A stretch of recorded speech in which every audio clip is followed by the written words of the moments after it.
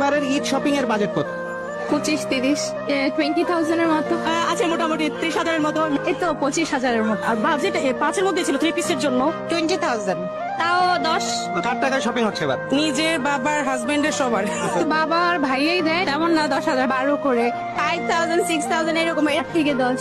ঈদে নিজের জন্য কত টাকা বাজেট করেছেন? নিজের জন্য এখনো করা হয়নি।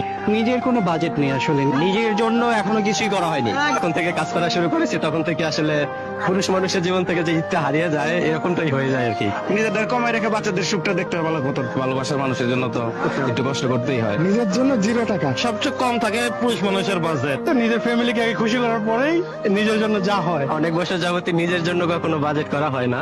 ঈদের জন্য নিজের শপিং বাজেট এখনো করা হয় নাকি। আগে ফ্যামিলির জন্য কিনে পরে লাস্টের দিকে বের হই আর কি নিজের জন্য কেনার জন্য। নিজের জন্য তেমন কিছু না। নিজের জন্য তো সামান্য, বড়টাই পরিবারের জন্য। পরিবার, তারপরে পরিবারের